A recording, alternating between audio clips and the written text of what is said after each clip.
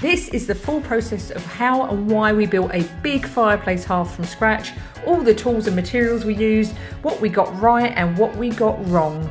We had these Victorian fireplace support stones to cover as they sat above our new floorboards, which was not the look we wanted. So we masterminded and poured a whole new hearth that could be tiled for a much prettier finish and to create a real statement feature in this room. So let's get started, and hopefully this helps anyone watching who wants to build a hearth themselves, no matter how big or small. To start, make sure your floorboards or floor surface is clean, sweep it, vacuum it, ensure nothing is loose and that there's no debris on the floor. You want a really solid clean base to start with. Our floorboards are brand new, so they just needed a little vacuum. Then measure and mark how big you want your hearth to be. We used our tiles as a guide. They're 15 centimeters tall, so we made our hearth protrude 16 centimeters from the fireplace, so you'd get one nice complete row of tiles along the front. Use a pencil or something very visible to make those marks. We then used simple masking tape to tape all the way around the bricks, just so no splashes or expanding foam would get on the bricks and be really visible. We spent hours and hours restoring and sealing in these original Victorian bricks, so nothing was about to ruin them for us. Obviously do this just above the height of the hearth so the tape doesn't get caught behind it or anything. Once we've taped, it's time to prime. This primer is just one we got in our shower waterproofing kit. It's a simple plaster primer which you can buy anywhere. This is just to stop any moisture from the self-leveling compound we're about to pour being absorbed straight down into the floor and drying out the eventual hearth too much. You only need to apply this within your markings and a little bit up onto the walls. It will help the self-leveling bond a bit better too. Now we need to build a barrier to start forming our hearth. We used some cheap smooth timber that was 44mm tall, 18mm thick, which is readily available at any DIY shop. We trimmed this down to size with a handsaw, no fancy electric tools needed, and we tested the fit in place to make sure it would line up with our markings. It should sit on the outside of your markings. You're kind of making a mould for your eventual fireplace hearth here. As our hearth is really wide, we had to use two pieces to form our front barrier. Then we could measure up the two small side barriers and cut them down to size. You could absolutely do this part by yourself, but a helping hand is always useful to steady the wood, especially if you're cutting from a longer piece. We tested the fit, all good here, so we could now move on to the next stage. As there were a lot of gaps around the fireplace itself and we're pouring a liquid base here, we needed to make it pretty watertight, so we filled every possible gap with expanding foam, closing up those edges where the floorboards don't quite meet the fireplace. Depending on what floor surface you have, you may need to do the same and just ensure every little gap is filled.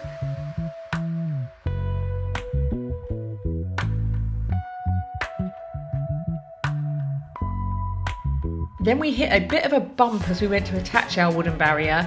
Getting it nailed or screwed to the floor was not easy, and we couldn't quite work out how best to secure it. So in the end, we just went all out with the expanding foam, which is also a strong adhesive, and decided to glue the whole thing down to our floorboards. Now, I'm not saying this is the right or best way to do it, but it was the best solution for our space specifically at the time. So just use your own best judgment if you're looking to do this yourself. I'm sure some pro tools would have made a difference, but surprisingly we found this worked quite well. And don't worry about all that excess foam, we will get to that. We took our time getting the barrier straight and ensuring every piece was in place the best it could be.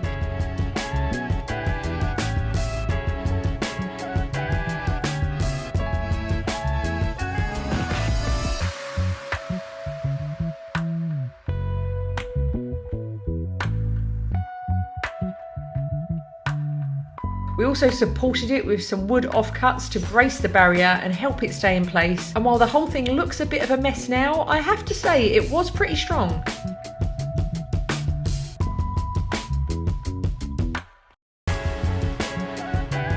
Once the foam had dried, we trimmed it all back with a utility knife to give us a flat, smooth surface, and even decided to add some foam down the floorboard joins for extra watertightness. We did not want to risk it raining cement onto our heads in the bedroom below. So the final stage before we pour the hearth is to trim all that excess foam off, because we want a flat, even base with no bumps in it anywhere. Removing the foam gives us a smooth floor again, but with no gaps down the sides or joins. I then vacuumed out any little bits of foam and debris, again just making sure the floor was as clean and clear as it could be. We do not want any loose bits knocking around in here, thank you very much. Once that was all cleaned up, it looked like this, a simple, solid barrier ready for a hearth to be poured, and I think we did a pretty smart job considering it was all a lot of guesswork. Now onto the fun part. Self-leveling compound is a cement-like material that's a bit more lightweight and is designed for leveling out wonky floors rather than being a final surface. But this hearth is going to be tiled and it's not going to be walked on, so it was perfect for this purpose. Mixed it up according to the instructions. This particular brand just needed water adding. Then we used a mixer paddle drill attachment to stir it all together. I'd recommend putting a dust sheet down because, as you can see, it gets a bit splashy around the bucket. Now the only way to tell if our barrier system had actually worked was to pour some of the self-leveling out, and thankfully it held up extremely well. No overspill, no drips, nothing. The foam had successfully sealed in all our gaps, so we were safe to get the whole thing poured. And self-leveling hardens quite quickly, so you need to pour it pretty much as soon as it's mixed. Our main issue was that one 20-kilogram bag was not enough as our hearth is so big. So once the first pour had dried, we added another one a day later using the exact same process. You do have to help the self-leveling out a bit in places, smooth it right out into the corners and just ensure you've got an even covering everywhere. It's quite a runny mixture, but it does harden quite fast, so within a day we were able to see if this whole project had been a success. We removed the wooden barriers gently with a hammer and we were absolutely delighted to see that it had in fact worked. By no means was it perfect, but the edges were clean, smooth and strong, and the whole base was solid. As you can see, the wood just pops off pretty easily and can be pried from the foam without too much of a struggle. I really wasn't sure what result we were going to get, but I'm so pleased with how it's turned out, considering we pretty much made this process up as we went along. Any excess foam that's stuck on your floors can be scraped away, and while the base isn't perfect or pretty, it doesn't need to be because it's going to be tiled and we won't have to look at this grey slab for long. The rest of the floor will be carpeted, so we cleaned it up the best we could, but again, it doesn't need to be as clean as a whistle because all of it will be hidden pretty soon.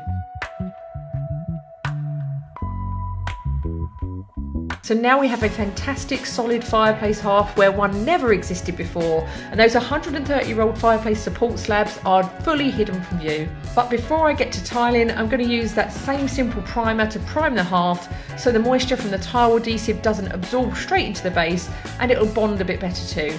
I'm keeping the tiling job fairly simple with Victorian style brick tiles, and if you want to see this full tiling process, I've got a full video on my channel right now where you can see every single step of turning this fireplace into a gorgeous statement feature as part of our full loft room renovation. So do subscribe if you want to see exactly how I did that, and enjoy!